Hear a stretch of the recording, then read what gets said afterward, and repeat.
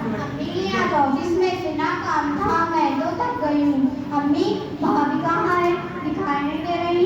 वो तो सदा सोते ही रहती है। जब भी मैं ऑफिस से आती हूँ तो भाभी मुझे दिखाई नहीं देती।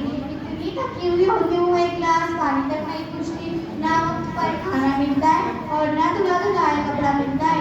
अम्मी मुझे अभी शॉपिंग भी जाना है और मेरे कपड़े इस्त्री नहीं है, मैं क्या पहनूं? और मेरे ससुराल वाले भी आ रहे हैं, सारा घर बिखरा हुआ है। वो लोग आएंगे तो क्या कहेंगे?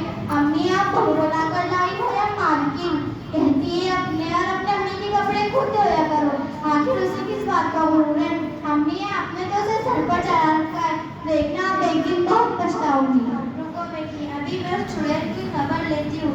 वो मेरी बेटी को इतनी तकलीफ देती हूँ, समझती क्या अपने आप को? अरे सहरिश फहरिश इधर आ। क्या बात है अम्मी?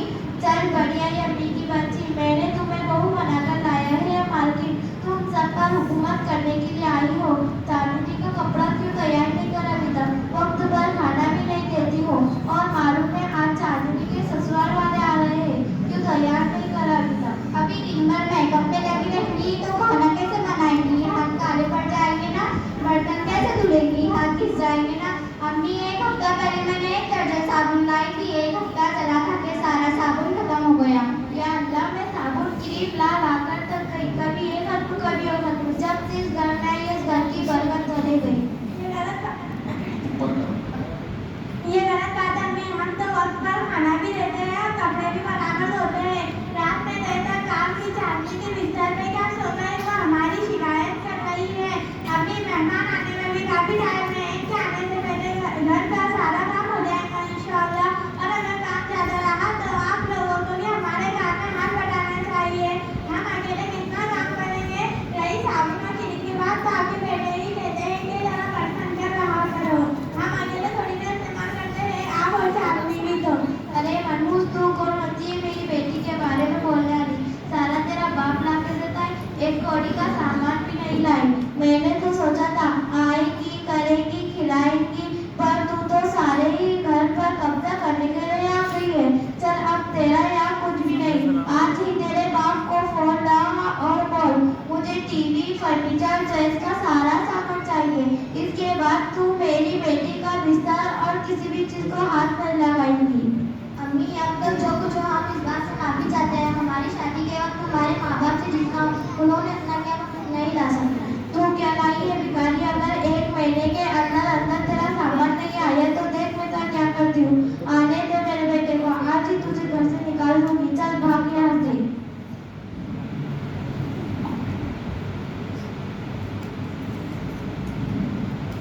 अस्सलामुअलैकुम। वालेकुम अस्सलाम, आइए बैठे। चांदनी तुम्हारे ससुराल वाले आए, जरा नाश्ता लाओ।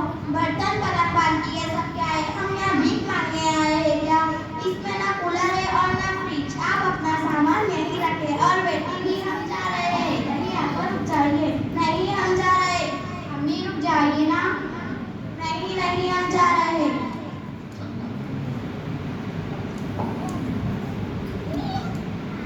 अस्सलामुअलैकुम। वालेकुम अस्सलाम। अरे आप तो कितना झगड़ा क्यों कर रहे हो?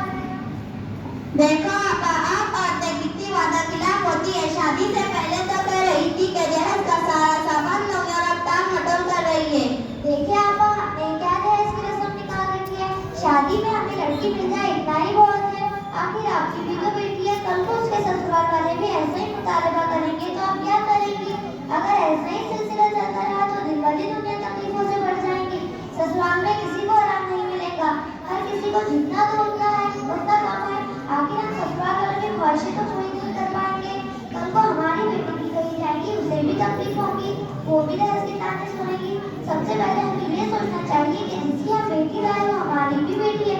अगर हम अपनी बहू को बेटी समझेंगे तो हमारी बेटी भी बेटी समझी जाएंगी। हमने अखबारों में हमेशा सुना है दहेज की मांग में सास बहू के झगड़े में हमेशा खुदकुशी हो जाती है। कैसी सास ने बहू को जला दिया, मार दिया, तकलीफें दी वगैरह वगैरह। और आपस सुनो, जब किसी की बेटी हमारे घर बहू बनकर आती है तो उसकी छोटी से छोटी गलती पर उसके खानदान वालों पर लानत और मलामत करते हैं।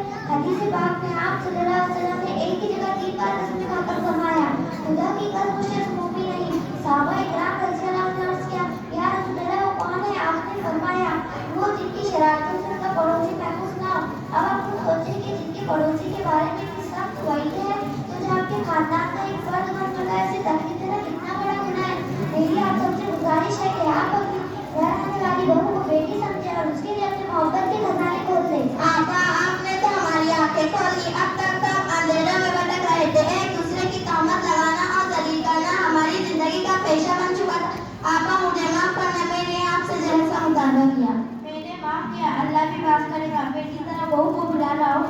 अभी तुम्हें अम्मी बुला रही है। क्या बात है अम्मी?